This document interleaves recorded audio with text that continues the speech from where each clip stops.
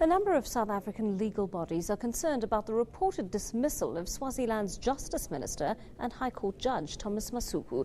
The country's Justice Minister, Reverend David Matse, is believed to have been fired for apparently refusing to sign Masuku's dismissal order.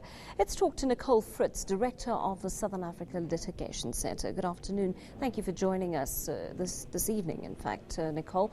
What's your response to news of the judge's dismissal and indeed the minister's dismissal? Right. So, in fact, it's no longer reported. We've just had sight of the government gazette by which the King has ordered that Judge Masuku vacate his office as High Court Judge. We are considerably alarmed at this turn of events. Judge Masuku was charged with 12 charges of judicial misconduct. Those charges were so spurious and so unsubstantiated and vague as to give the impression that they were spurious and wrongly motivated. And in fact, a number of those charges were abandoned at the hearing. Nicole, if I may come in there, what do you know what the nature of those charges was? We do know what the nature of those charges were, and several of them were in fact abandoned at the day of the hearing because they couldn't be substantiated.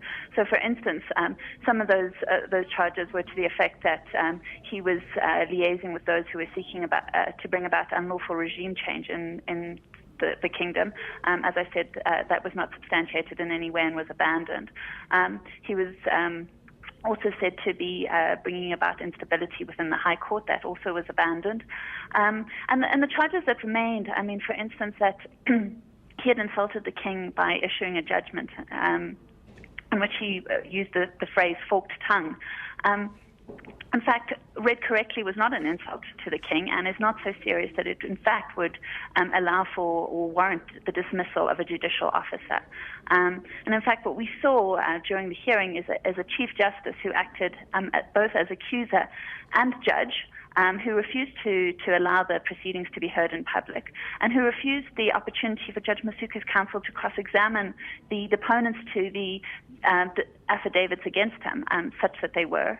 And that is extraordinary. In South Africa, for instance, we have a judgment on record which holds that any judge must be given the opportunity, when accused of misconduct, of cross-examining the deponents to the affidavits against him, and without such an opportunity cannot be dismissed.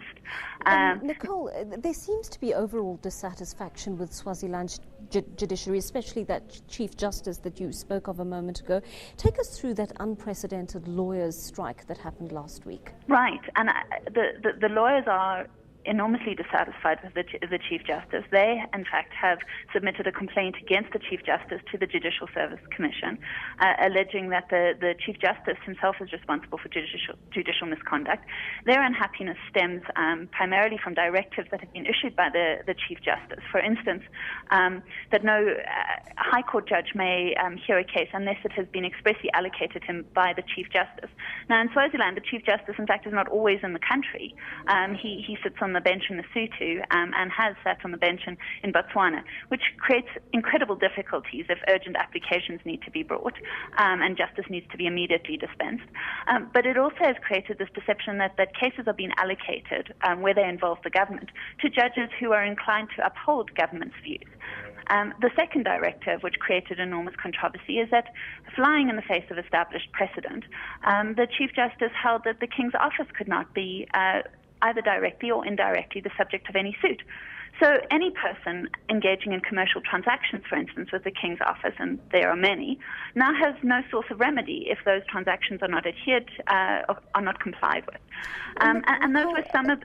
I do apologise, we are running out of time here, but you have voiced your discontent. Is there anything you can really do from here to change the status quo in Swaziland? Well, I mean, in respect of Judge Masuku's dismissal, that matter will be taken on review. I do think that the response from august legal bodies like the International Commission of Jurists,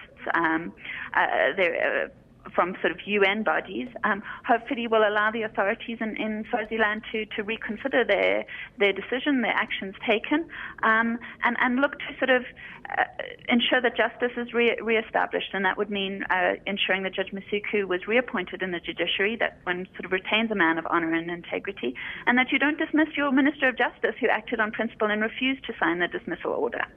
Nicole Fritz, you've put your opinion forward very, very clearly. Thank you for talking to us. Director of the Southern Africa Litigation Centre, Nicole Fritz, on the line to us. PetroSA and China's leading state-owned petrol company Sinopec have agreed to work together. They'll focus on oil exploration in South Africa and more specifically develop a crude oil refinery in the Eastern Cape. As our Asia correspondent John Bailey reports,